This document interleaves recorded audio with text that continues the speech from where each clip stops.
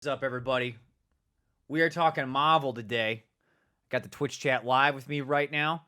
And I'm doing this mainly because there has been so much information that has dropped since we've actually recorded our Marvel podcast that I'm actually doing another singular solo podcast right here where we're going to kind of dive into some more of the information that we've already known for a few weeks, as well as today is the official day where we got the Watch It Played video. Pre-orders went live. A bunch of cards basically got spoiled. Bunch of other things that we kind of now finally have real confirmation on how they work got spoiled. There's so much to discuss. I got the chat live with me here, so the chat's gonna, comment, ask questions as we go about doing this. I do have a little bit of some insider scoop things I can kind of throw in here and there as we go through, and we got a little bit of new information that I just saw on Twitter that no one has actually talked about yet.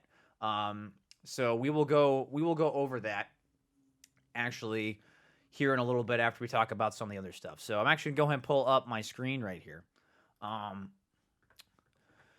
So yeah, Marvel Villainous. Marvel Villainous is a whole unique ordeal going on here. There is so much new stuff that's just being presented to us. It's a whole new world of Villainous, and I am incredibly excited. I've been telling people, Disney Villainous is a fantastic game, and it made me remember how much of a Disney fan I am. Marvel is my bread and butter. It always has been. Superheroes have always been kind of my shtick in terms of my favorite media to look into. And I am just so excited to kind of sit and finally dive into all this, because I think since the original villainous drop for Disney for myself, this has been super fantastic because everything I'm seeing in all of this set is everything I love. Like, everything. Like, there is not one single thing yet that I'm really like, I'm not sure about that, or I'm trying to be a critical eye. Everything I've been seeing here is almost perfect. Almost perfect, I would say. So, let's kind of jump into some of the stuff that I'm kind of noticing from the get-go. So one of the things, and there's two things. So on the Amazon page, there was a bunch of images listed or shown of a bunch of different components of the game. The one thing, the three domain boards that we have not really gotten to see yet in full detail are Thanos's, Ultron's, and Hela's. We didn't know about their objectives because there was some promotional material images that got released about 2 weeks ago. And so we know what their objectives are. So Thanos itself says collect the 6 Infinity Stones. That's what I presumed. Ultron's is reveal Age of Ultron, which we will get to later. And Hela's is have a combination of 8 allies and soul marks and no opposing characters at Odin's Vault. Also, Lucho AB, thanks for catching the stream. I appreciate the nice comment. Just want to let you know. Thank you. So we've known those besides what we saw the press releases for Taskmaster and Killmonger. But Thanos is actually really, really more complex than we think, and we'll dive a little bit more into that at a later date. But some things I want to point out. What is it? Is that Ultron's board right here? First thing I want to point out, and we'll actually get to see a little bit more of this later, and something I'll show off, is that Ultron does not have a normal 3 power gain spot. Most of the 3 power gain spots, and all of these villains' realms that we've seen so far for Marvel, have followed the kind of the traditional Disney villainous route, where it's usually 2 play card actions, a gain 3, and something else. And it was like a move action or something along those lines, or discard. Ultron's does not have a play card at the bottom, which is super, super jank. I actually cannot believe this is a thing, but we will see more later on why. And there's a good reason for that with Ultron. Another thing, too, to point out is that Hela is the first character in all of Villainous to have 2 Vanquish actions in her board. Now, one of them is on the top portion right here, so it's not necessarily directly accessible, but she does have 2, so that makes her quite unique. So I'm very excited about this. I think this opens up a lot of unique things that are going to be going on with these characters. And like I said, we're going to be showing off some stuff with Ultron later that I don't think anyone's seen yet, that I think will spark a lot of people's interest. Really excited about that from a design standpoint. Um, Not really much interesting with Thanos' realm. We do know for a fact that the last location that's not shown in this image is nowhere, and it's actually set up very similar to Hela's Niflheim here. Um, I think it's super awesome. And we'll go more over Thanos here in a little bit. The two vanquishes being on opposite sides of their respective play a card top bottom wise is very important, I say.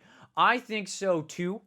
I definitely think there's probably a reason for that, and thematically it makes sense with Niflheim and Hell being the locations.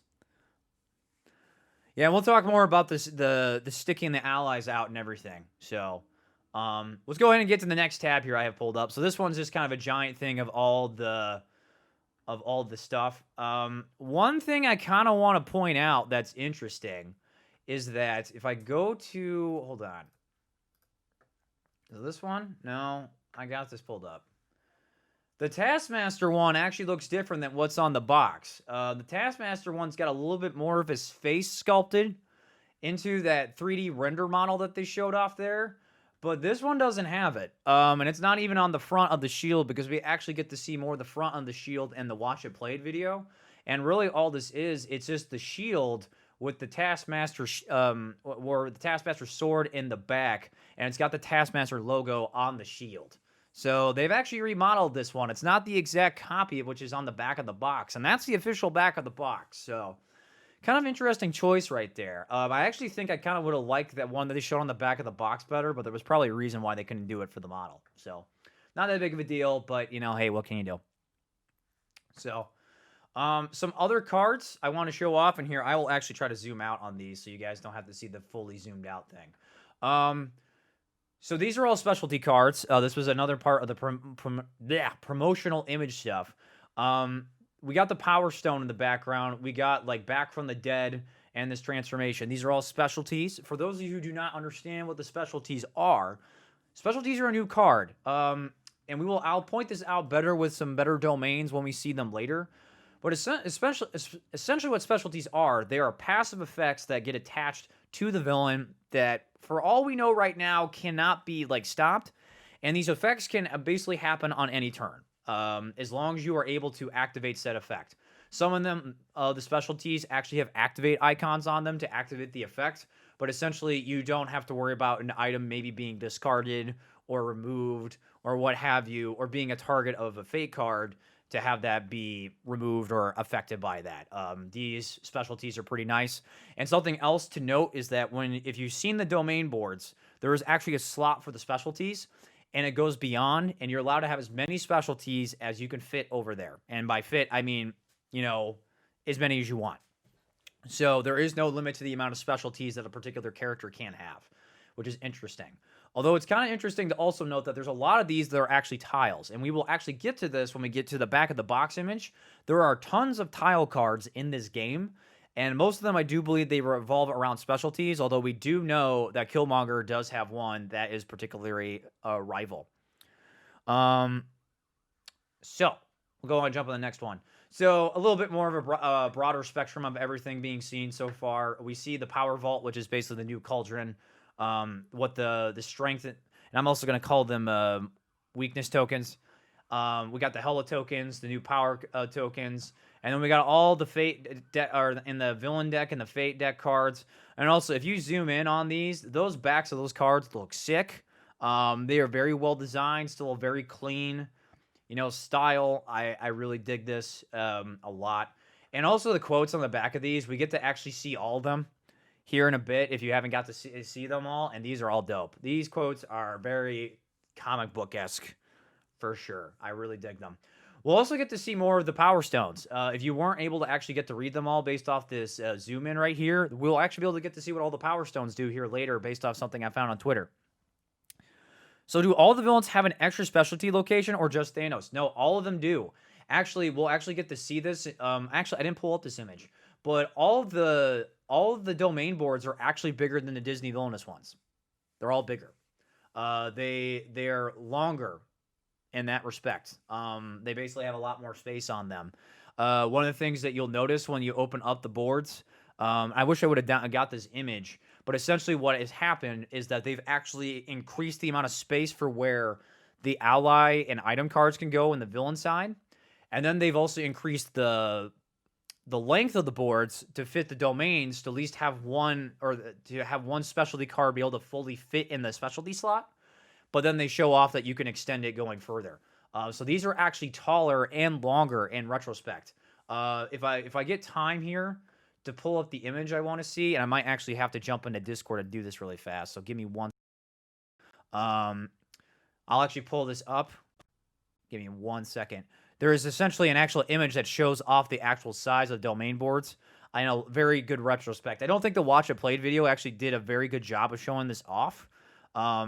Weirdly enough, because you would think a video would actually show that off pretty significantly, but this didn't. But this actually shows it off in the box really well. So give me 1 second. I'm gonna pull that off.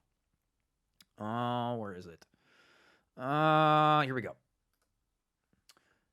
So here's the review, and this is what the inside of the box looks like. As you could see, that is a lot taller of a board, and I think I'm pretty sure the box is also a little bigger. So there you go. It's very tall. All that stuff. It looks very similar in design though to the original Disney villainous The Worst Takes It All box, the original core set. So yeah, there's lots of new stuff here going on as well. So now they don't show off what is at the bottom and how that looks in this right here. There's no more images, but yeah. So some interesting stuff going on here. Now we won't go there yet. Not much new here too. We've already seen this. This is kind of just another showcase of what I was talking about with the models being different. I think we get a little bit more of Killmonger's Realm if you haven't been able to completely pick that up yet. So yeah, there's that as well. And here's a kind of cool showcase of everything going on. Some things I just want to point out that I don't think have been fully realized are, what is it? Some of the hero cards, and also some of the Killmonger stuff here. What is it? We got Captain Marvel. She is technically a common. She's in the Common Fate deck over here. Adam Warlock, which is in Thanos' domain, and that's Gamora. I have no idea what Gamora's effect is. Although if you are able to zoom in a little more on Captain Marvel, you can at least tell that there's some text revolving around allies. The same thing with Gamora, I believe, a little bit. There are also two other heroes as a part of Hela's that these are a part of. I do not know who those heroes are. As much as I know my Marvel lore, I don't know who those characters are. This is not Valkyrie, because Valkyrie actually gets shown off in the Watch It Played video. And all these cards on Killmonger's Realm on the hero side, we've already seen. And that's an explosive. That's the weapons cache. And that is an ally that I don't know who that is. So we'll have to kind of dive a little deeper into that. These are two cards that get revealed more in the Watch It Play video, so we'll kind of dive a little deeper into that. But this is looking pretty cool so far. I'm really digging what I'm seeing. I think one of the biggest things I like what I'm seeing so far is the art. I think the art direction in this game is phenomenal. Absolutely phenomenal. All right. I got the Watch It Play video pulled up. Now, we're not going to actually watch it all the way through. I just want to point out some things that Rodney points out as the setup. So, talking point. New thing. Villains no longer start on the very left location. They now start on their profile, as well as their profile is also where you as the player are supposed to be putting your power tokens. So, there's actually now a dedicated spot on your domain to be placing tokens for when you gain them. So this is a brand new thing. This is incredibly interesting to the fact that now, unlike a Disney Villainous, when you only can have access to essentially 3 to 2 locations, and Marvel Villainous, you have access to all 4. Which changes the game quite a bit where, you know, based off your opening hand, you have lots of different options to go and kind of mess around with stuff and see what you can do. I think that's a really cool design, where it kind of opens the design and thinking space a lot more from the villain perspective. I think this is incredibly good, to say the least. So something else to go and point off. So Rodney is showing this as a 2-player game when he's going through the video. Yeah, Queen of Hearts would love that. Yeah, she would. She would love to be able to discard. One thing that Rodney points out that I don't understand why any of the retail outlets can't just write a simple product description correctly. But each villain comes with 11 unique fate cards. There is a standard 15 card fate deck that comes with the common heroes, and that's shown by these arrows on the borders. And you know that it belongs to a particular villain when they have that particular villain's border style as well as their icon in the bottom right. And so these all basically act the same that we've known and seen them. And the thing too is that, as you will see with these cards, all these cards are pretty generalized. So like even what this what did it cost effect card? It says the targeted villain must discard one card from their hand for each Infinity Stone they control, up to the total number of cards in their hand. So that can actually go against a player that's not Thanos. Now, Thanos can have that affect him, and obviously it's going to affect him more because he's the one that's collecting the Infinity Stones. But, you know, other players can activate and use the Infinity Stones as well. So this can also affect it. So if you're like a Thanos player and you might be playing out those Infinity Stones, and as we'll talk about, the Infinity Stones actually get placed with other players first, you can actually use that to your own benefit and play it on them, which is really unique. Something else to point out too, I gotta give a huge shout out to the fact that She-Hulk is in this game, and that art is awesome. She-Hulk is a really cool character. I honestly personally think she's a cooler character than Hulk himself. It's really nice to see that her represented in this game. I've always found her a super cool character. Ever since the Marvel vs. Capcom days, I've always thought that she was super awesome as a character in general. Something to point out. No, that's not where I want to go. There we go. Go right there. So, event cards. So something to point out too that I'll actually show this off in the back of the box image to show this a little bit better. But these event cards are part of the Fate deck initially. So that 15 card common Fate deck has events in it.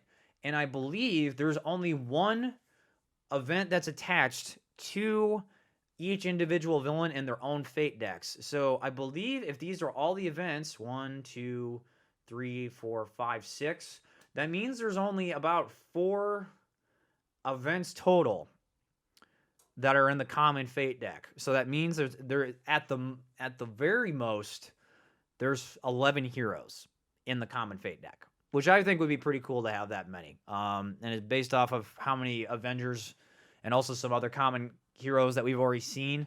I'm pretty sure that's pretty close to probably what's all in there. I think is really exciting. We also got Nebula. Let me see if I can actually pull up Nebula a little better with some. Hold on. We'll go ahead and let Rodney do his thing. So Nebula. When Nebula's played, the targeted player loses power equal to the number of Infinity Stones they control. Place a number of +1 strength tokens on Nebula equal to that power. So, interesting. And something else I'll point out later, too, is that all of Thanos' Fate cards are surrounded by Guardians of the Galaxy characters. So, you got Nebula, Gamora, Drax is revealed later. So, you can guarantee that you're at least going to see Star-Lord, Groot, and Rocket, which makes me incredibly excited. We already know Adam Warlock is in there. I hope to God that Nova's in that deck. That would be awesome to have Nova. I'm a huge Nova fan. So, because Nova is the true leader of the Guardians of the Galaxy from the comic book lore. Star-Lord stole that when Guardians of the Galaxy decided to make a lot of money. Yeah. Let's jump in a little bit more. So here we go. Cool art inside these things. Inside these villain guides. The print on them looks a lot better than what was on the Disney villainous villain guides, which I think is super dope. And it's kind of cool too because the Infinity Stones literally are only used with Thanos, but they are literally used how I thought they were intended to be used, where essentially they are all in the middle, and they get played to different villains, and they can use them, which I think is super dope. So yeah. Now, one thing that's interesting is that if you look, only the Power Stone has a cost, which I don't understand. And I'm looking at the villain guide right now. All of them. So you must relocate. Yeah, there's nothing yet explaining why the Power Stone has a cost. If a villain-specific event is drawn, I assume that villain is slightly handicapped for the time being. Don't know if I'm understanding that right. Lucho, we'll get to more of that here in a minute. Yeah, Salmon says Thanos is my favorite one of them. Thanos literally made his gimmick even more interesting. I think the fact that the Power Stones are like a universally collected thing, and that the fact that he's going to give them to players, but then the players can still use them, and then Thanos actually has to go collect them from the player, I think is super interesting. I think that had made him a lot more interesting than he probably has any right to be. So now we got the full, we'll get the full look at the realms, right? Or realms. Disney, everybody. Domains, as you can see, definitely taller. There's a whole other section for the specialty slot over here, and like it's shown, it's meant to make it just like how the heroes and the allies and items portions of the domain are set up. This is meant to be extended out. Really not much too interesting going on in these domains that we haven't already seen. Personally, there's like there are setups here that we've kind of already seen. It's important to note this though, with Thanos, and we'll talk more about this when we get more to how he operates later. His move action is at the top at nowhere, which I think is kind of interesting. Very interesting. Also, the Vanquish action. I actually did not realize that, but this is kind of an interesting spot for all that to exist, personally. But nothing too crazy, like mind-boggling with what's being shown off in the domain so far that we've seen, minus the Hell and the Ultron stuff. Nothing too crazy. Rodney's doing his thing. Let's see what we go over here. So that's so he's just talking about the actions. Nothing too crazy until he talks about, I believe, the fake cards. Yes. So with the fake cards, what is it? I think let's actually go here, because this one I think he actually talks about it. What's interesting about fating this time around that is unique, which we find out today, was that when you fate, the way that it works is that you first draw the card. Then you target the player that you want to actually place the fake card onto. Now, I say one because you only reveal one card. And it doesn't matter if that card is associated with you as the villain player. You can play that one, even though it more detriment you, to another person's domain. Which I think is super awesome and interesting, and it really opens up the floor for a lot of possibilities. So, yeah. To kind of give you some background, I was talking with somebody who was actually playtesting the game back in January, and originally how it was being set up was that you would still fate drawing two cards, and there was actually a ton of characters that had Peter Pan's must play when revealed, and that must have been removed last minute because I was told in January about that stuff, and or I wasn't told in January, but that's when I was told it happened, and they really switched it around. So, and we'll get to more of why that was probably done. There are some reasons for that make a lot of sense. Why that was probably simmered down a little bit. But it's kind of interesting at the same time, though, because the Fate decks are going to be relatively thick. They're going to be really thick. And, you know, you're not going to be able to go through all the heroes. So I wonder if it's actually encouraged to Fate more this time around. I'm not sure. Because there's so many Fate cards, you're not going to probably get through the whole deck in a single game. Even when you're playing with multiple players, like, you're adding 11 Fate cards for each villain. So you're playing a full game. That is a ton of Fate cards in there. Because that's like, what? So what, 44 plus 15? Oh, wow. That is a lot of cards. That's almost 60 cards. Almost. One thing I do want to point out. Vision is Robin Hood. Literally stole Robin Hood's effect. Which I find interesting. And also, another common Fate card. So we know for a fact that there's Captain America, Vision, She-Hulk, Black Widow, Thor, and I'm also going to presume that, Iron Man, which I'll show off, and then that Hulk and Spider-Man are part of that. So that is 7. That is 7 heroes we know for fact that are associated with the common Fate deck. Did I include She-Hulk? Someone correct me on that, because if I didn't include She-Hulk, that's 8. So that's a lot. That's a lot. And that's including, so if you have the 4 event cards, That's 12, so that means there's at least 3 more cards we don't know of, at least. So that's interesting. Let's keep diving into. So this is also when Rodney talks about the +1 strength tokens. So right now we've only seen them show off as strength tokens. So essentially these are just buffing the amount of strength that a hero or an ally can have. There is also a flip side of these that has the -1. I don't know what they refer to that as, is because it says +1 strength token. So I assume it would be -1 strength token is how they would refer to that. I don't think Spidey is because Sony. Look at the Amazon. It tells you that Spider-Man's in it. So Spider-Man is confirmed. But we just haven't seen him yet. I'm really hoping someone will show him off eventually. So I think they just go over the types of fake cards here. I probably already skipped over it. But essentially there are effects. There are items. One of the effects right here is Revive Soul. So essentially you get to choose a hero in the Fate discard pile. Play that hero to the targeted player's domain. What's interesting about this, too, is that since you're not revealing 2 cards, this actually is going to help you return heroes that have been vanquished and put them back out in the domain. That is directly, literally a revival card, which I think is kind of cool. The item card, if I can find it. Oh, let's see. Here we go. The item card that was shown off is this Odin's Spirit or whatever. And this actually shows off a new icon. This acts like no other attachable item card that we've seen in Fate decks before, where you attach it. This one particularly is like, all right, when you play it, get rid of all soul marks on them, and then you can't place soul marks onto that particular hero. And then they gain this protection icon. What's really cool about the protection icon is that it specifically is targeting that that hero must be vanquished before any other characters are vanquished in the in that domain, which I think is cool. I can't believe that they're actually doing that. I think it's awesome. That they're actually, and we'll get to more of this later. There are a ton of text cleanup stuff with effects that I really dig. This is one of them because if we remember in Disney Villainous, there were tons of cards that kind of did the same thing. And I remember when I was talking to Stephanie.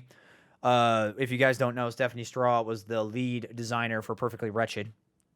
She had talked to me about how a lot of the design thought process for this game was they wanted to really like make it so there wasn't a lot of like, you know, keywords is kind of the best way to say it. So like I was talking to Shatterdice, who I know is in chat right now today when we're playing Ursula, how a lot of like, you know, Magic the Gathering over time used to have like a lot of common textual language that they then cleaned up and made it into keywords, so that way you wouldn't have to keep like having so much text. Which, by the way, speaking of text, you're going to see the card with the most text in the entirety of Villainous in a short while. It's insane. But the fact that they're doing stuff like that, the fact that they're actually cleaning up kind of events that happen, so like we're going to see later that there's actually a defeated keyword that's used with Black Widow. But yeah, super cool. We see a new event card that's actually with Thanos. This one's pretty brutal. Before moving each of Thanos' allies in play, he must either pay 1 power, discard 1 card from his hand, or remove the ally. Yeah, he did mention a hero with -3 strength tokens defeated without ally being discarded due to strength at 0. We will talk about that, because that actually is talked about here. Nope. Don't play the video. So, here we go. Hold on. So here's the event stuff. So this is when the difficulty modular stuff that you've probably seen talked about with this game comes into play. So event cards, the way that Rodney describes that the game says it is that there's essentially 3 difficulty levels. And the 3 difficulty levels are, I don't necessarily know the last one, except the last one's called Undying. Where the first one is you get rid of all the events, including any villain-specific ones, from the Fate deck. So you can actually remove cards from the Fate deck, kind of make it more hero item effect focused. Then if you play at the normal one, the way events work, as soon as they get revealed, they get played out. If it's a global one, then the global one stays out and it affects all players. Then if it's a character-specific one, that one is given to the player. So even if there's a global one out, the character-specific one goes to that player. And the way that these work is that you can either play or relocate /move allies and items to these particular events. Once the events have allies, have a total strength that is greater than or equal to these events, the events are discarded, and all the villains who have contributed an ally to that event gain the reward. Funny enough, if you guys have played the game Smash Up by AEG, the mechanic for how events work is basically the same way that the breaking points work in Smash Up. Each I think they actually refer to it as power. Each minion card in Smash Up has a power. Once the power, it reaches the strength of the base's breakpoint, that gets discarded and scored. It's the same basically system that's used for the events here, which I find really interesting. Now, in the medium difficulty, you include the events, but when a global event comes out, then when there's already one out, you don't put another one out. However, in the Undying difficulty, when another event comes out, you just keep playing them. Funny enough, I actually think that one is really interesting. And as I probably get more accustomed to playing this game more, I'll probably want to play with having multiple events out, because then it's going to actually enforce players to work together to try to take stuff down. I like it. I actually really dig that.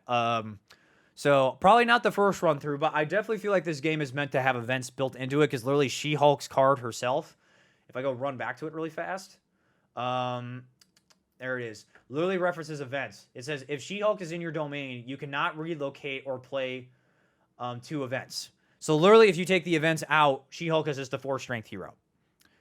So I think playing with events will be key in this game to want to actually kind of work with that stuff. This is Rodney showing off how a global event works, because like you said, this one stays out, but if it's for a character specific, this one's attached to that character. And it seems like for right now, there's only one villain-specific event for villain. There's not like there's 2. So it's only one. But in total, you can have a lot of them in the deck. So doesn't seem that brutal. So I believe Rodney's now talking about cards and how you just play cards. It's nothing new. Hell's got this Hell to Pay. Choose a hero with an attached soul mark in your domain. Perform a vanquish action to defeat that hero. So essentially an additional vanquish action. Someone pointed out, I forget who to give credit to for this, but it seems like the soul marks are revolved around vanquishing. So probably hence why she has 2 different vanquishing icons as well as that card. So yeah, there's something to have be with the vanquishing. Something else too to note, that Hela's objective, she needs to actually have no heroes at Odin's Vault. So there is some need to make sure that place is cleaned up. So maybe that's also to help too with the extra vanquishing and stuff. This is him showing off just a card saying that, all right, being very clear about it, where if you cannot resolve the full effect, you can't play it. So like with Death's Embrace, relocate a hero with an attached soul mark to Niflheim. If you can't do that, then guess what? You can't play the card. So this is definitely a really good idea, where if you play soul marks onto a hero that's at Odin's Vault, you can play them to Niflheim. I think that's a really good call. So really cool effect. So Roddy's showing off all the different cards. So we got an ally, item, effect, and specialty. We kind of already go on over what the specialties do, but just to kind of go over what the cards shown here. Draugr Swordsman, 1 cost. Draugr Swordsman gains 1 strength for each Draugr Swordsman in the discard pile. As a God of War fan, that is awesome and a kick-ass card. I can't believe that they're actually doing that stuff in this game. Magic the Gathering stuff right there. Literally, I actually talk about this. So there is one faction in Smash Up that I believe it's the Zombies, where they were basically built kind of being around a Magic the Gathering style deck where they focus on playing and using cards from the discard pile. Draugr Swordsman really gives me those vibes. I love playing Zombies in Smash Up, and that right up my alley. And you'll see actually later, there's some other, I think maybe later, but there's some other cards I've seen that allow Hela to play cards from her discard pile. And there's cards that actually go against her doing that as well. So it's probably kind of important to have that effect. And with her having that effect, super down. Night Sword, attach a soul mark to any hero without one at this location. Makes a lot of sense. Soul for a Soul, choose a hero with an attached soul mark in any domain and remove that hero. If you do, you may defeat a hero in Hela's realm. So, That's kind of nifty. A little powerful. So essentially, you have a soul mark on a hero. You remove that hero. If you do, you may defeat a hero in Hello's domain. It's kind of nice. Hell's Bidding. Each time another player defeats a hero with an attached soul mark, gain 3 power. So there's probably some incentive to play these soul marks to villain or heroes in other domains. I don't know what they do. I assume they're just soul marks where there's tokens on top of the cards. Nothing too crazy. So we see this Conquer Valhalla.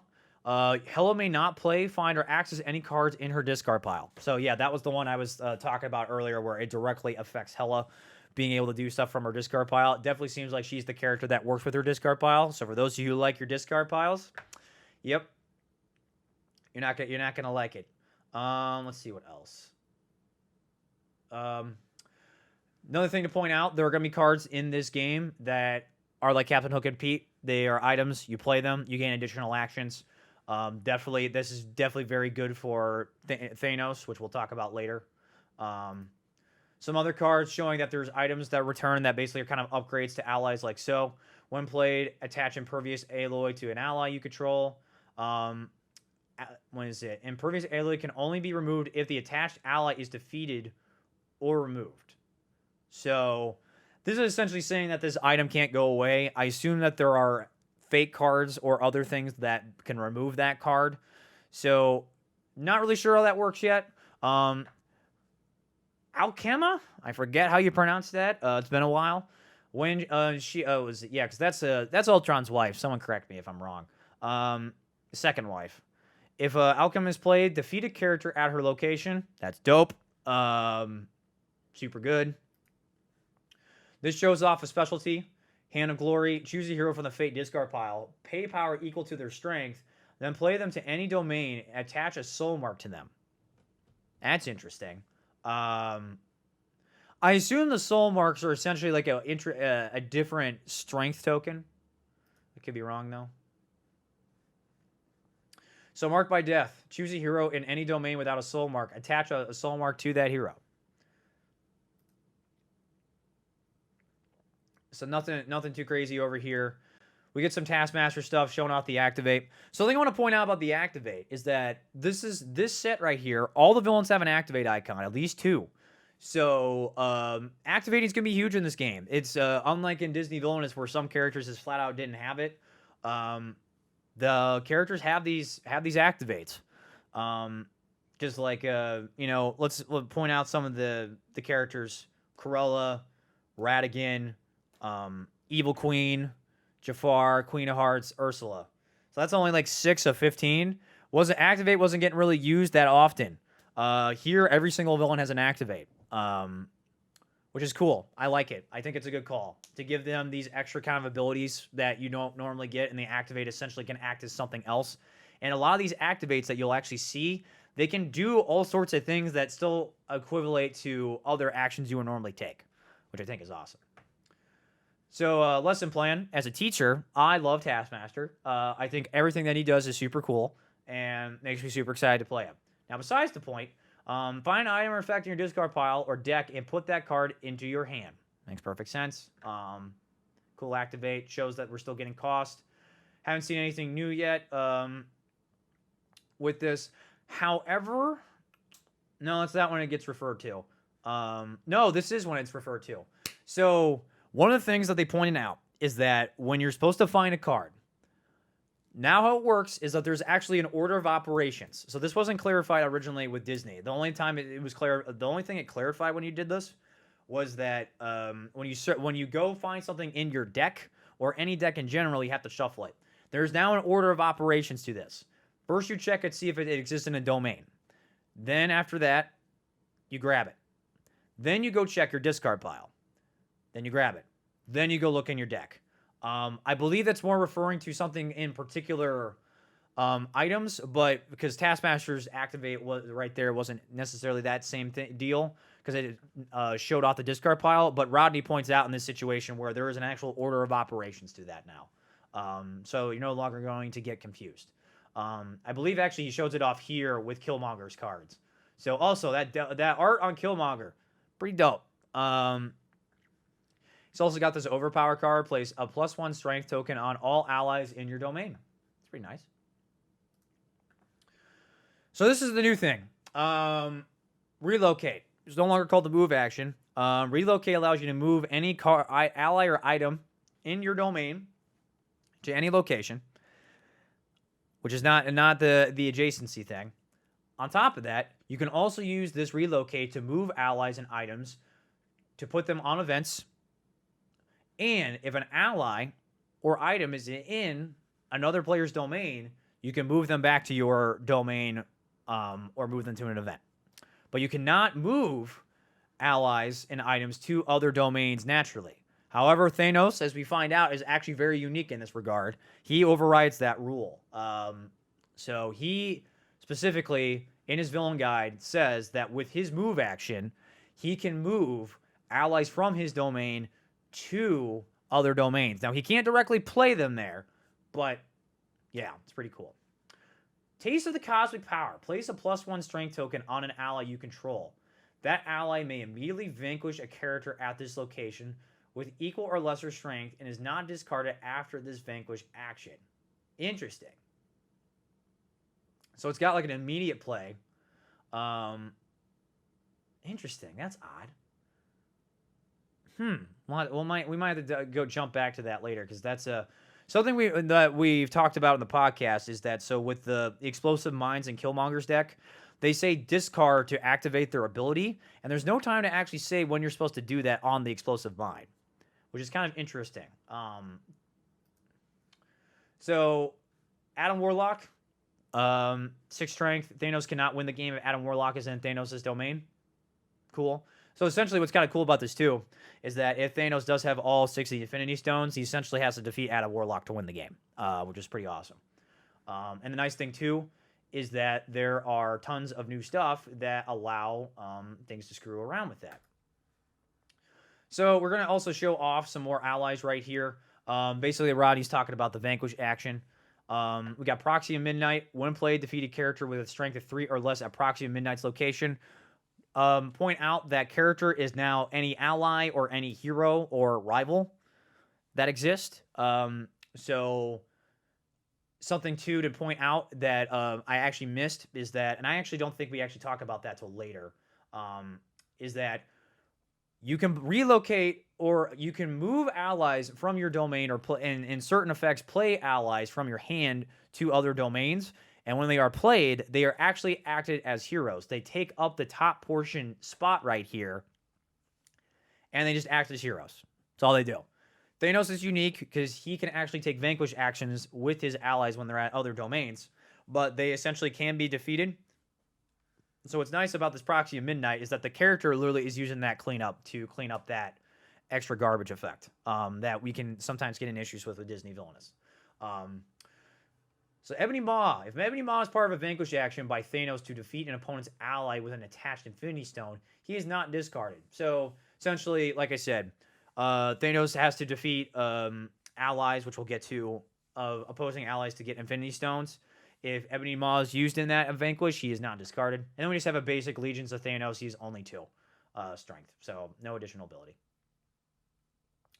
So one of the new things that we should talk about that was clarified in this today that's very different than Disney is that so a hero can have its strength reduced to 0. However, unlike in Disney, you do need to have an ally at the location to vanquish them. Having said that, though, if they are at 0, you don't have to use the ally to defeat them. So they are not discarded when used to vanquish. So in this example right here, I have no idea who this guy is. I'm pretty sure it's part of one of the Knight Strength things from Asgard. I am not super up on the Thor lore. Probably the least of most of the Marvel stuff I know. So if anyone in chat wants to correct me on who that probably is, let me know. I also have no idea who the heck this person is. I literally thought this was Loki, and this is definitely not Loki.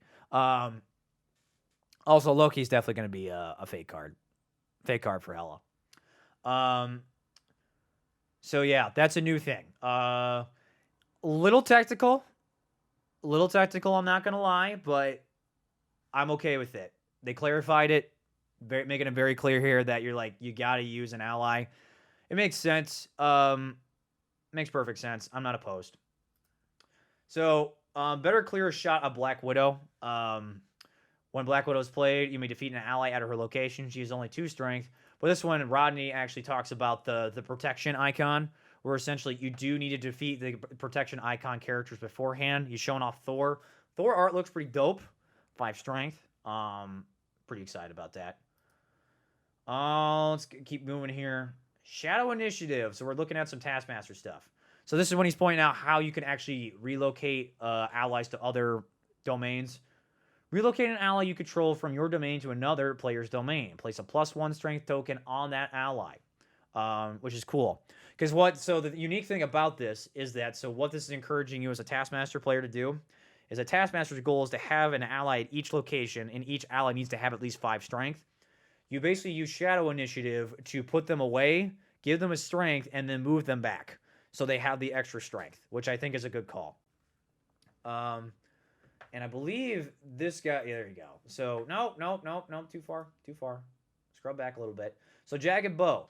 After relocating or playing Jagged Bow to an event, you may relocate or play a second ally to the same event for free, which is pretty awesome. It's pretty dope. So, essentially, it's encouraging Taskmaster players to play multiple allies to events to do so.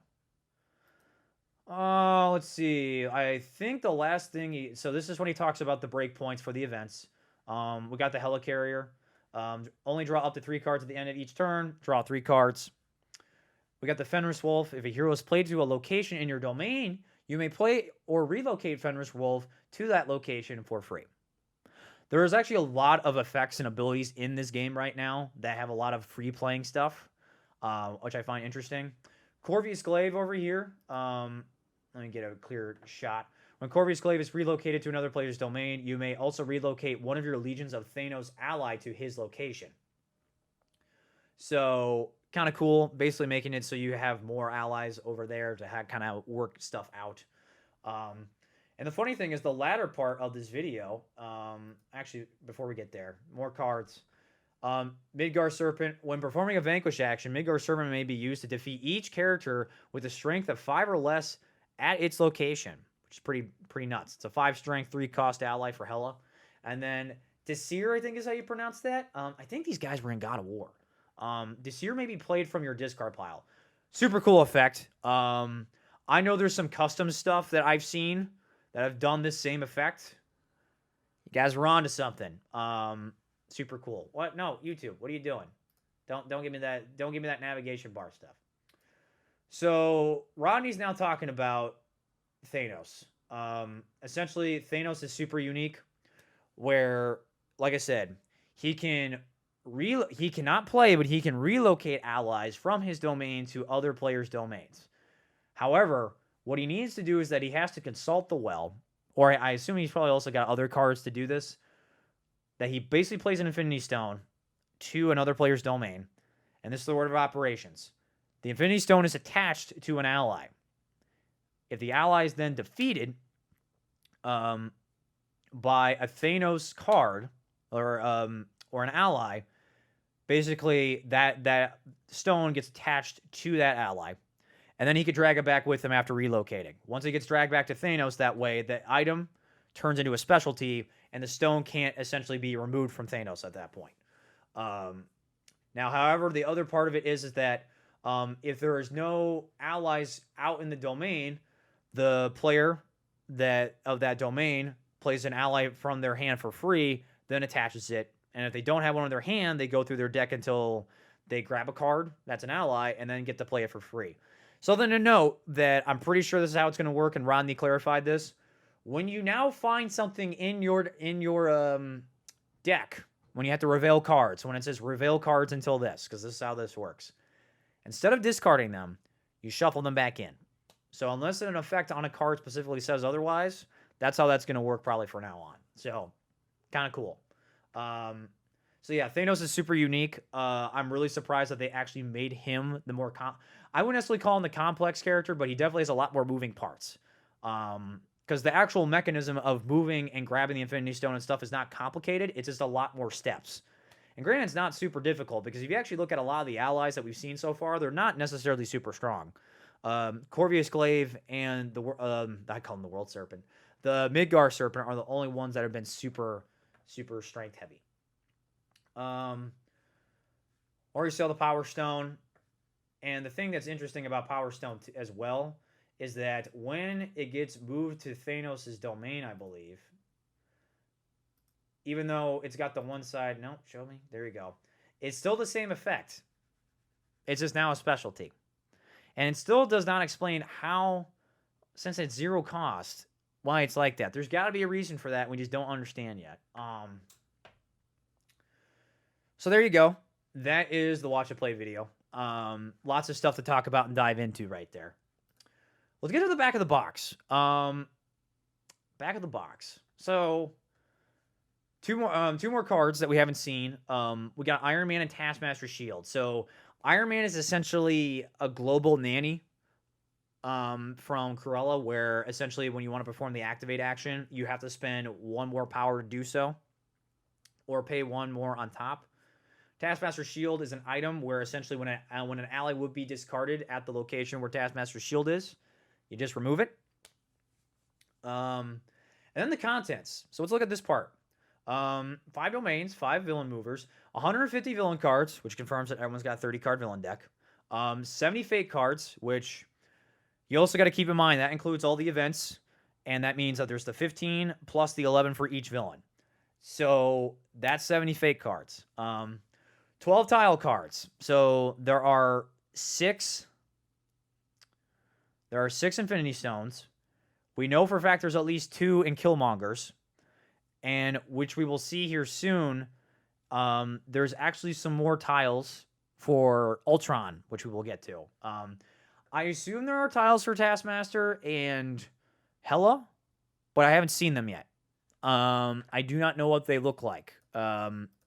And I haven't seen them actually like that in the flesh yet, so we'll have to kind of take a deeper dive into that. But, okay. So that's this. Something else I want to point out, too. Huh. It's odd. It says game design by Prospero Hall. Now, it does say game design. So if you remember correctly, the way this happened was Prospero Hall laid the groundwork for this game. They got bought by Funko, and then Ravensburger took over. So I'm surprised to actually see them still on the back of the box. There must have been some credit where credit had to be due right there. I do think it's important. And another image of Taskmaster right here is Mover and how it's actually changed a little bit. It no longer has like the skull look on it, on the actual thing. So, all right.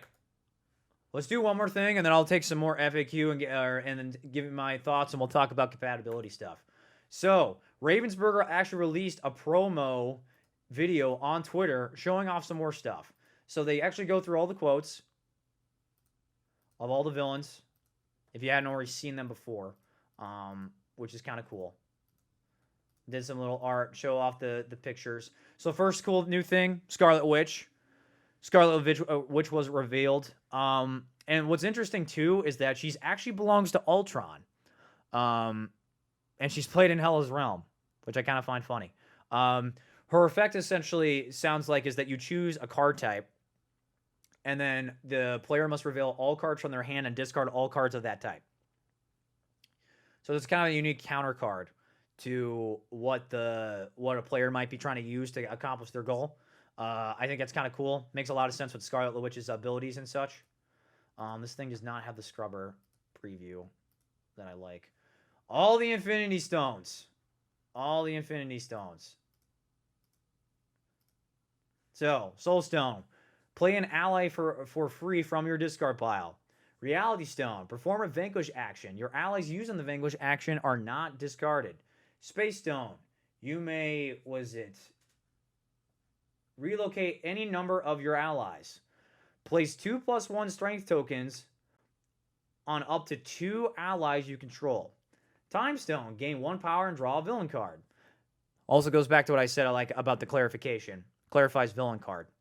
Find any card in your deck. Then add it to your hand.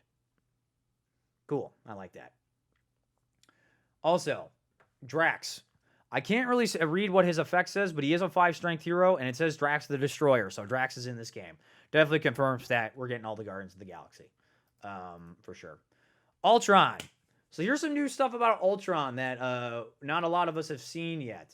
I will actually scrub a little further because there is another card that gets added to that. There you go. So first thing, Hank Pym. Hank Pym, Ant-Man or Giant Man or whatever you want to call him. When Hank Pym is played in your domain, you may not. Yeah, it says you may not play or find cards from your discard pile. That's what it says. Ultron's got some stuff here that allows him to do stuff, I believe, from his discard pile. So transformation, when you play a sentry, you may choose a card from your discard pile and add it to your hand. So a lot of his cards are sentries. So like you got a duplicate sentry and a flying sentry. Duplicate sentries is the basic 1-cost, 2-strength ally. We got the flying sentry, which is 2 cost, 3 strength. If a flying sentry is at an what is it? It says at a blank when it resolves, you may relocate an ally to any location in your domain. I think that says item, and I wonder what it means by resolves. There must be something within the deck. Now, something cool to note is that optimization is another specialty that Ultron can get, and it says you may treat card plays as relocates. So that means with Ultron that he's going to have the ability to basically choose cards and change how their actions work. Something else to note is that you got, we don't know what's at the top of the reconfiguration base, but Stark Industries Industrial Complex has 2 card play actions and a gain 1. So for those of you that have played Bill Cipher, if that last one is a Bill Cipher play card that we haven't seen, call him Copycat right now. Call him Copycat. Super interesting. It makes sense why he's got the 2 card plays over there still, but having it be 1 cost is super intriguing to me. Now, what's interesting is here are the tiles. So these are both tiles. You can tell by the thickness of the card. They're definitely a little thicker. What it looks like to me is that each one of these tiles is revealed via completing an objective. So in a weird way, Ultron is actually a little bit of Pete, where essentially he's probably got these individual goals that he must resolve, and then he gains these specialties. So right here it says Ultimate. The optimization specialty must be in play. You must have a sentry in each location in your domain to reveal this tile. So what it sounds like to me is that he's going to gain these different specialties that are these tiles, and then you flip them over, and then the last one is going to be reveal Age of Ultron. You can also tell, too, that a little bit of the card back is being evolved here. So I wonder if that's part of maybe what they're doing with these reveal tokens. Ultron looks really dope now, knowing how this works. I'm super excited for Ultron. Ultron's definitely number 3 on my playlist, which we'll get more to. But yeah, Ultron looks sick. I'm excited for Ultron. Trying to see. So Taskmaster, I think, has got a new hero over there. I can't tell who it is. It's just got a bunch of smoke. I'll actually play it out just to see if it cleans up. No, it doesn't. So it shows off a little bit more stuff. Really, really basic music being played in the background. Oh, no. We get some more cards, and this is when we get to the weird stuff. You guys ready for weird stuff? Here, I'll go ahead and play it again. So Armored Rhino. Specialty. Heroes at Killmonger's location lose 1 strength. Interesting. I like that. So we already seen transformation. Photographic Reflexes is the winner for the card in Villainous that has the absolute most text in the entire game. This is the one that is essentially that, if you remember reading the Taskmaster article, says that you can play effects from other villains. And it says that after another player plays an effect card from their hand, you may immediately pay 1 power to attach that effect to Photographic Reflexes. On your turn, you may use an activate action to play the effect attached to Photographic Reflexes, then discard the effect to its original villain's discard pile. Totally just an excuse to have Taskmaster's ability fully realized. That's all this is. I think it's a little complicated. It makes sense. It's very clear on how it works, but it's got a lot of stuff to it. Paying one, and then I assume it says play the card, so you still got to pay the cost to play it, which I find kind of weird.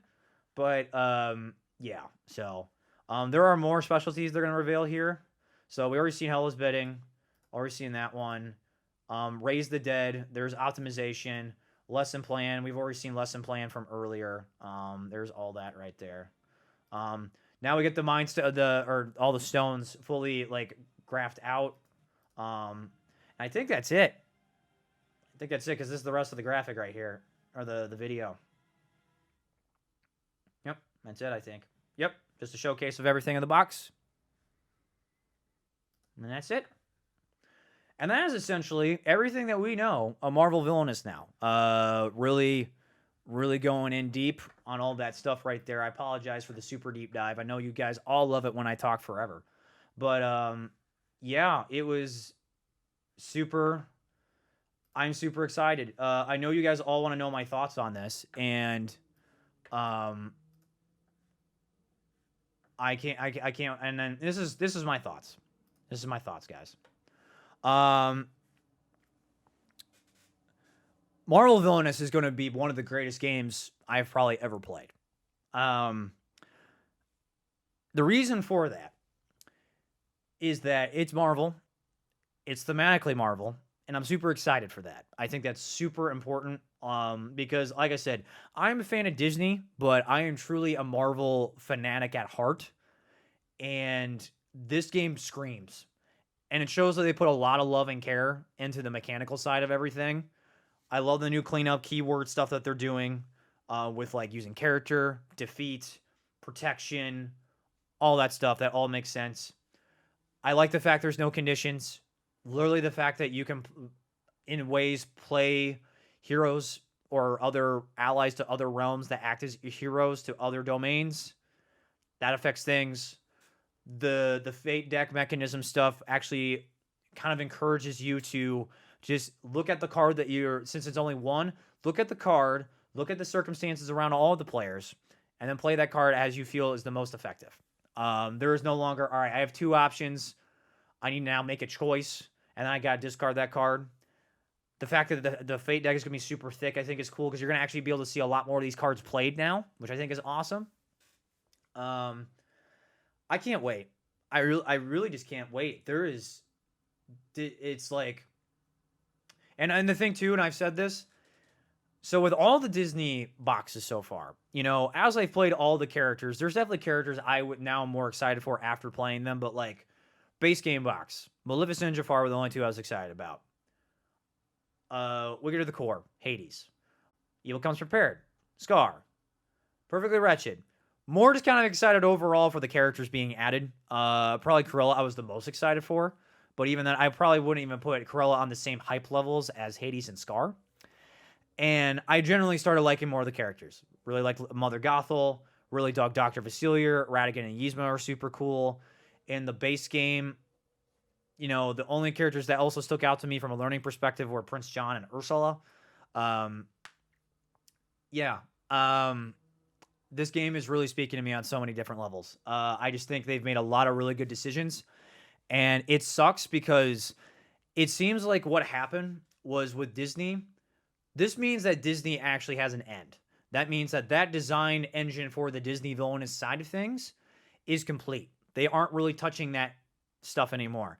Are they going to release an FAQ kind of cleaning some stuff up? They probably will. I don't expect them to probably release any more than one or two expansions after Disney or for Disney. I really don't.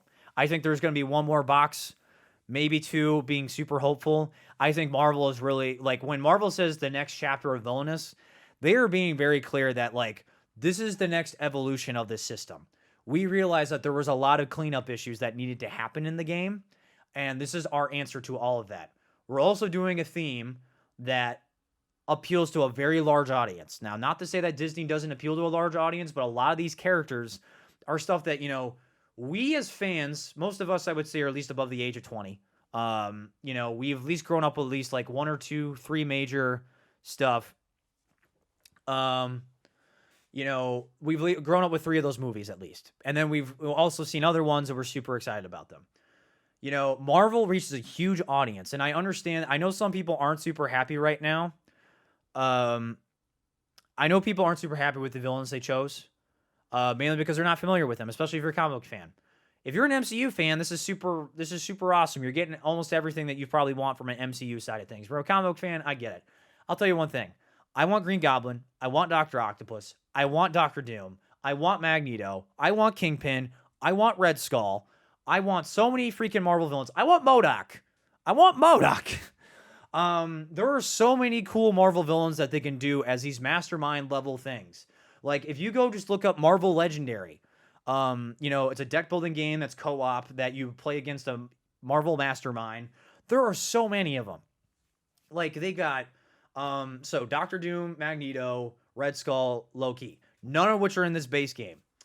They got Thanos, they've got Kingpin, they've got, I also forgot Magneto in that original set. They've got Apocalypse, they got Mr. Sinister, they have Strife, they have Mephisto, they have, they have Carnage, they have Mysterio. I don't really count Mysterio in that argument.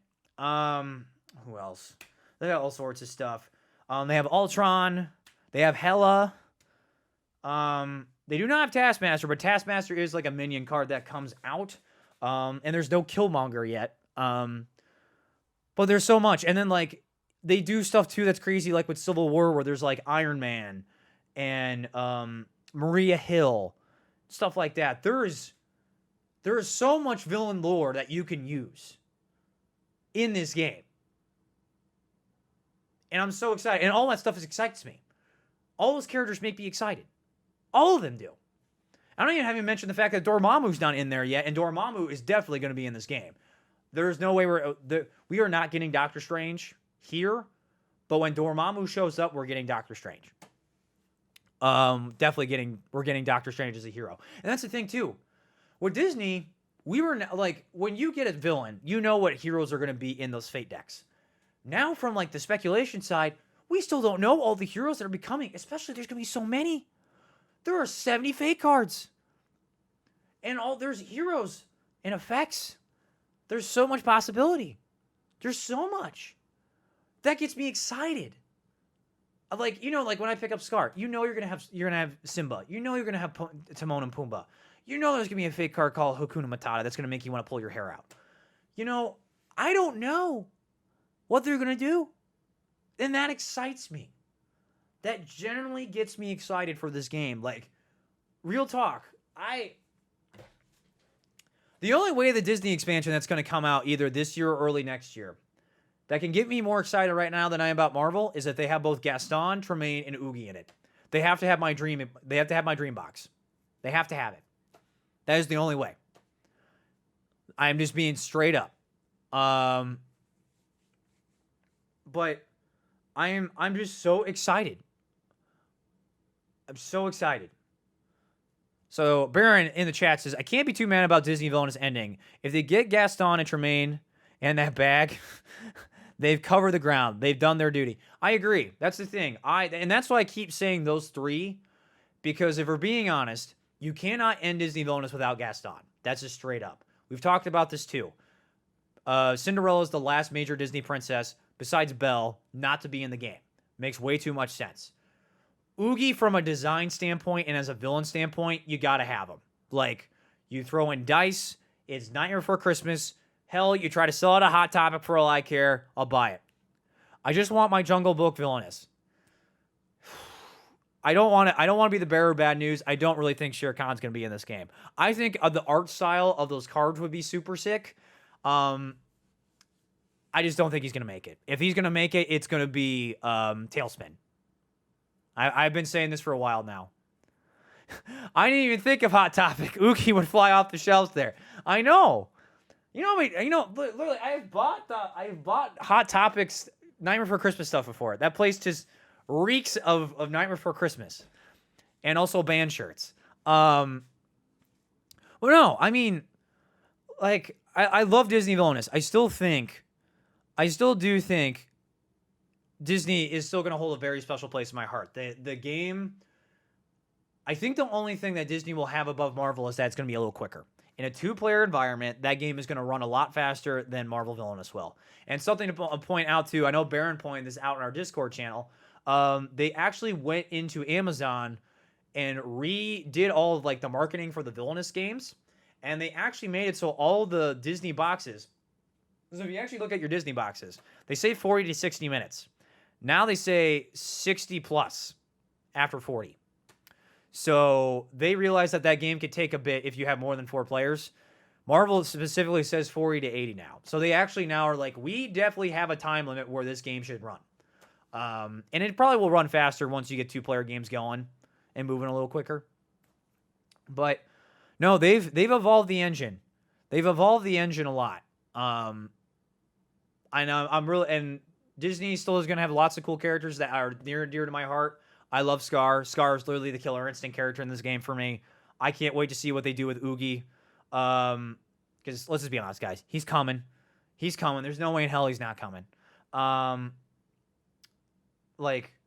Marvel, man. Like, all those characters, like, me personally, just hit a very sweet spot for how much I care about things. And I talk about this all the time, where characters in theme with games really have to stand out to me for me to care. And Marvel just takes the Villainous engine and just slaps it right into my heart and is just like, yeah, Luke, you gotta buy this game. You're gonna love this game, and when there's more stuff that comes out for Marvel Villainous, you will love it. And I'm like, yes, I will. I will eat this. I will eat this for breakfast. Just like scoop the Marvel power tokens and just put them into my mouth. Insert straw. Hey, how you doing? We're just talking about you. When's Gaston and Oogie? I'm joking. You don't have to talk to us about that. But no, I am so excited for Marvel. Like, my mind is just, I'm ready.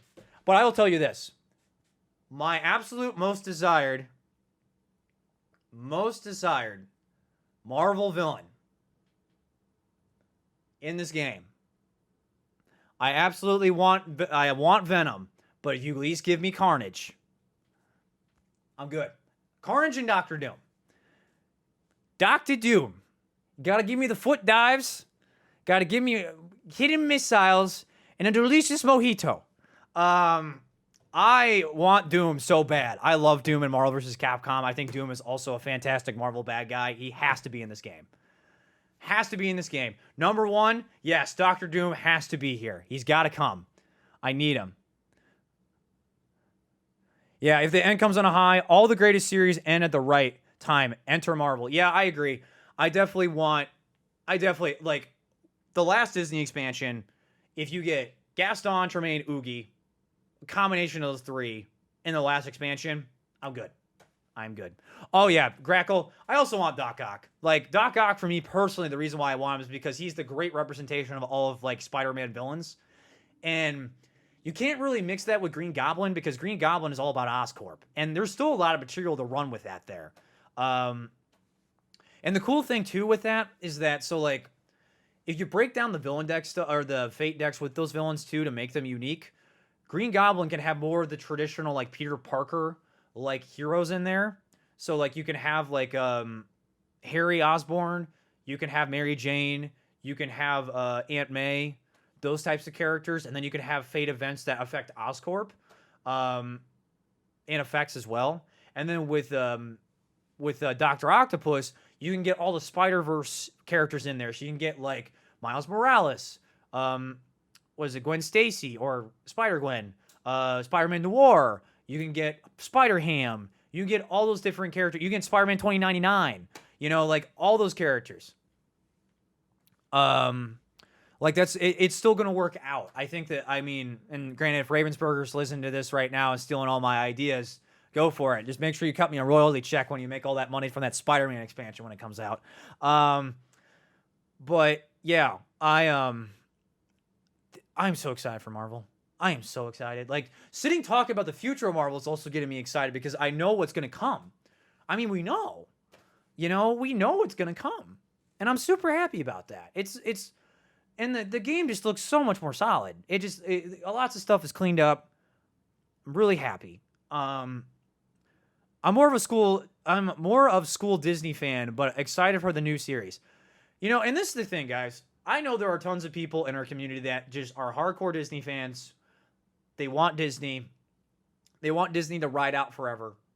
I get that. I do.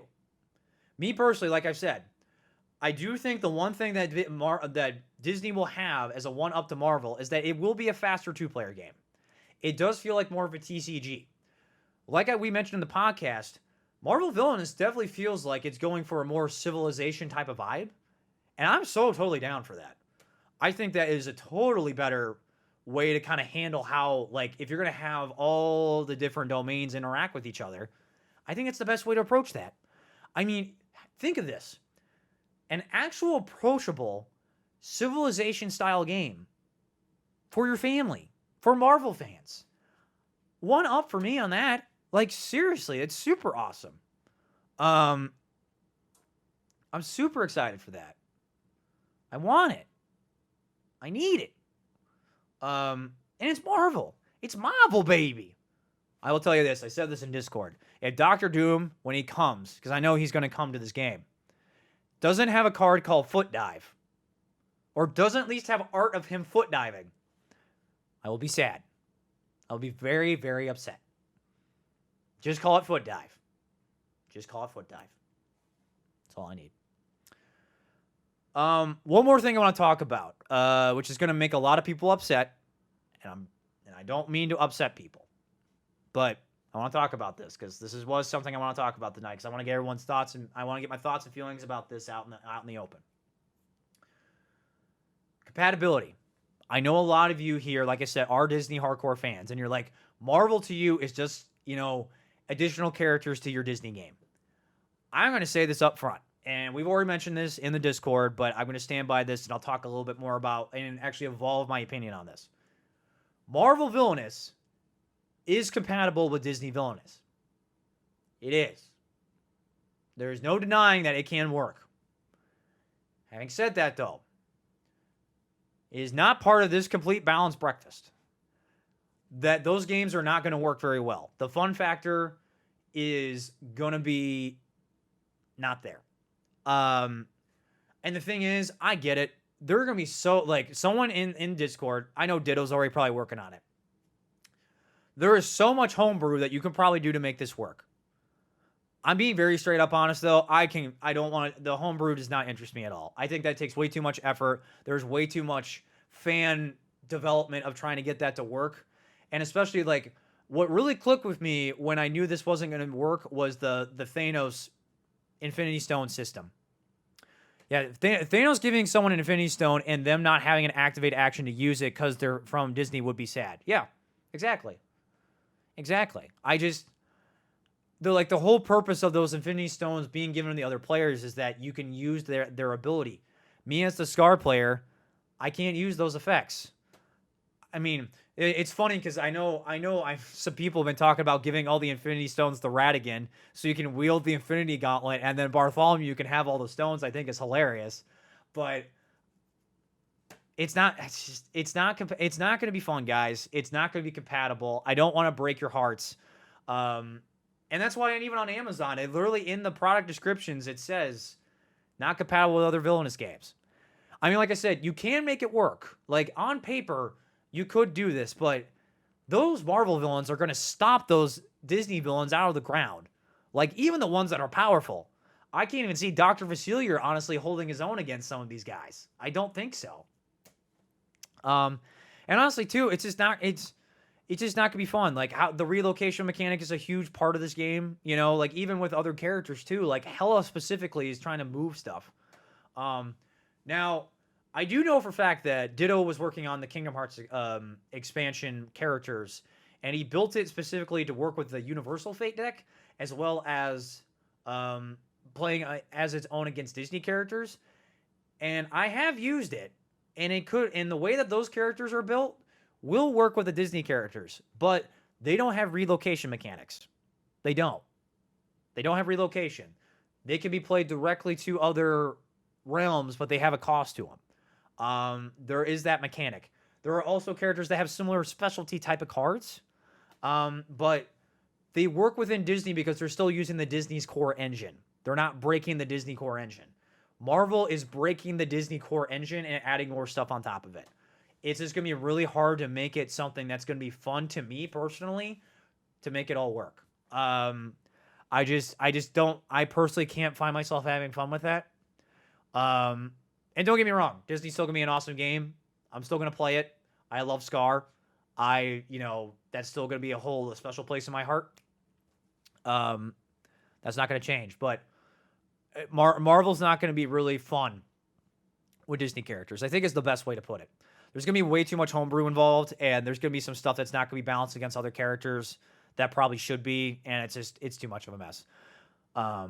So I don't, like I said, don't want to break your guys' hearts, but that's just my thoughts on the matter. I hope no one's gonna lynch mob me by me saying that, but but the thing is that Marvel is its own beast. It was designed to be its own unique system. It is the next evolution chapter of Villainous, and that makes me happy. Like all the stuff that we talk about by having an FAQ and more cleaned up textual effects on these cards, Marvel's doing that. They're doing it. They are. They realize that. I mean, like, let's just be honest, guys. All the Disney villains are already completed. They're done. They're somewhere out there. If insert straw here is still in the chat, just emote if you know what I'm talking about. Just confirm what I said by just using an emote. And you don't have to because I know it's true. Well, I mean, whatever we get with those characters, they're probably going to be the best designed characters overall from a functionality standpoint because they're the last characters designed, but they aren't the clean-up Marvel stuff. I'm still super excited about it. But yeah, Marvel's super dope. I'll tell you this. My goal here is to get you excited to play this game, whether you are a Disney fan or a Marvel fan or both. If you are a Disney fan, my goal is to convince you to become a Marvel fan and become a fan of Marvel Villainous because it's the same engine. You still get very colorful, saturated characters. You're still defeating heroes. All that stuff is still there. That is my goal as a content creator / community leader, to get you guys excited from Disney going to Marvel. Because I know a lot of you probably in the community are Disney fans hardcore. I want to also introduce you to Marvel. Because Marvel's a huge part of my life too. I literally have freaking Spider-Man Funkos and all sorts of Marvel Funkos up there. I got Spider-Man Legos over here. I love Marvel through and through. I own almost everything of Marvel Legendary. I own both the Marvel Ultimate Alliance games, also 3 on my Switch. I own tons of Marvel comic books. One of my absolute favorite storylines of all time is the New Day storyline from Spider-Man and Superior Spider-Man and all that stuff. I love Marvel. That is my true calling. Someone in chat probably right now is like, yeah, this guy really likes Marvel. I do. That's my tirade. My tirade of Marvel Villainous. I'm super excited. Does anyone in chat want to know any more of my thoughts and feelings on it? Because I'm just being honest. I'm really excited for this game. I am more excited for this game than I was several months ago. Like, I'll tell you, when I heard playtesting stuff going on, I was a little concerned. Just because some of the stuff I was told, it sounded like it was some jank stuff going on. But now, seeing what I've seen, I'm excited. I'm very excited. You mentioned Prospero Hall, Funko, Ravensburger. Who will be behind the next Disney Marvel expansions? So, I will tell you this. I do not have concrete evidence of anything. But I do know for a fact, Prospero Hall has done everything with Disney. They designed it. They're the true designers of those characters. They will push it to Ravensburger. Ravensburger will make any final tweaks that they feel necessary, and that's their baby.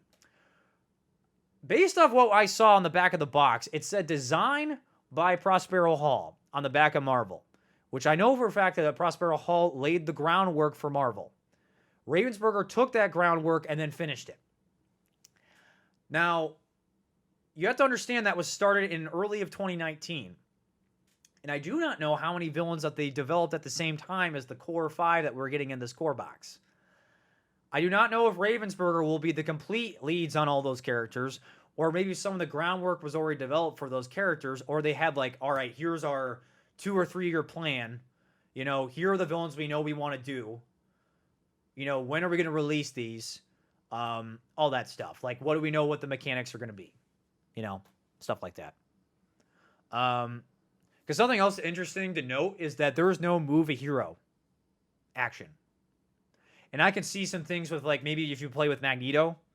Magneto's got, like, the whole magnetical force thing, so he can push and pull stuff. I can see him doing that with heroes and stuff. But I don't know if they'll maybe say that for an effect card instead. I don't know. But yeah, I think Ravensburger will probably be taking over most of the development on that, but maybe some of the groundwork for those villains were developed by Prospero. So, and honestly, like, Prospero Hall has done a fantastic job, and they've obviously shown Ravensburger they can do a really amazing game design engine. And if Ravensburger can take that engine and build on top of it and cool stuff, just shows you how awesome that engine is.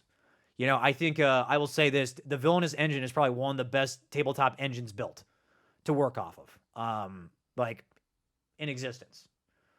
Like, period. I mean, that's why, like, it's being almost promoted like a Monopoly or one of those Rising games that the Op does with, like, Thanos and Harry Potter. They got the Star Wars one with Darth Vader. I mean, the reason why they make different themes off those games is because those engines are popular. And what's awesome about Villainous, because unlike Monopoly, you still got to keep the same framework. You got to keep the same properties with the same value numbers, the same effects from the chance and the treasury cards. Villainous, the whole purpose of the game is to be thematic, but they have this core engine that everything's built around. So if you can build an improved engine and put that stuff in there, you're good. It's just the same thing with, like, developing better game engines for video games. You know, like, you get Unreal 3, that goes to Unreal 4, and then Unreal 5.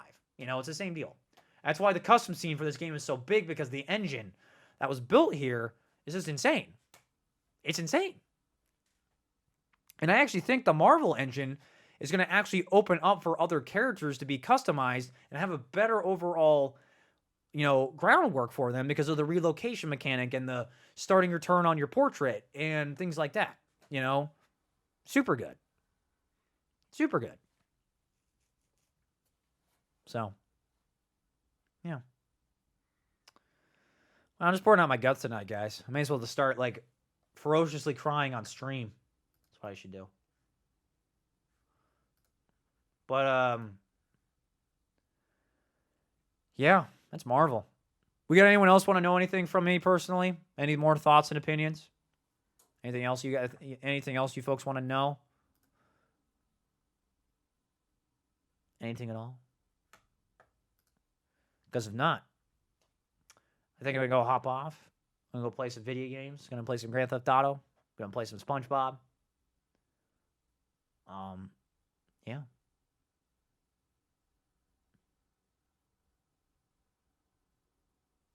Oh, wait, because I know the chat's delayed. All I am going to do, though, is that as soon as I'm done with this, I am going to upload this to YouTube's and podcast services around the globe.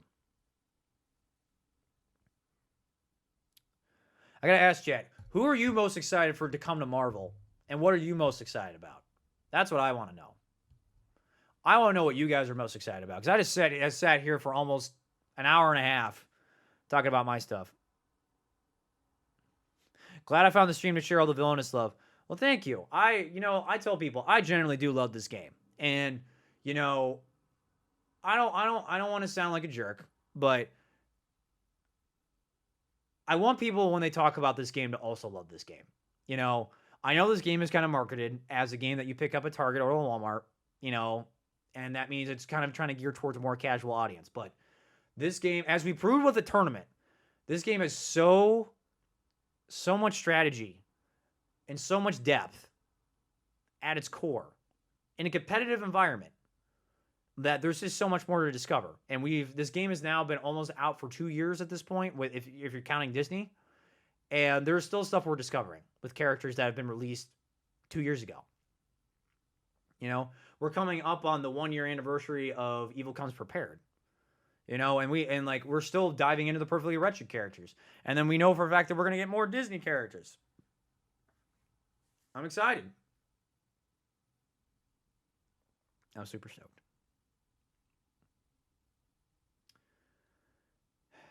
All right, chat. Any lasting questions? Because I'm going to go ahead. And if there's not any more, call the stream.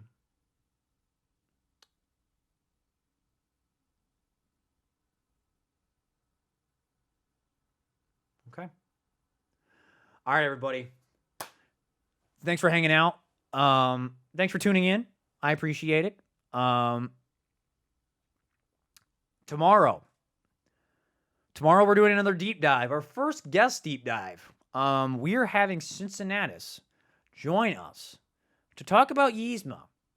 Talk about the new Yzma strats that we have discovered thanks to Cincinnatus that have actually proven relatively well to make Yzma probably a very much more viable character, at least in the competitive environment. Or if you just want to make sure that Yzma is not completely just going to break your soul when you play her. It's going to be fun. I'm really excited. I'm just going to kind of let Cincinnatus drive the show tomorrow. So yeah, that's tomorrow. And then Wednesday, Wicked League Prologue is going to start. We are starting the prologue to the Wicked League for Disney Villainous, where we're going to have some competitive matches up on stream, and people are going to be playing like crazy. Playing their best, playing the competitive. I might be joining in on the playing as well. So I hope you'll tune in for that. It's going to be cool. It's a good showcase of some more competitive stuff. We do definitely want to show more of that off on the channel now, just because we've realized with the tournament really kind of accrued a large audience of people who want to see that. So we want to do more of that if we can, and that's what Wednesdays are going to kind of start being. And then hopefully in August, we can officially launch the Wicked League.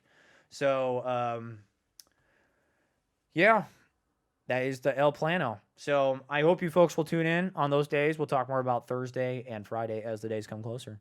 But until then, everybody, thank you all for watching. Thank you all for listening. Until next time, stay happy, stay healthy, stay safe, and as always, stay delightfully wicked. I will see you all next time.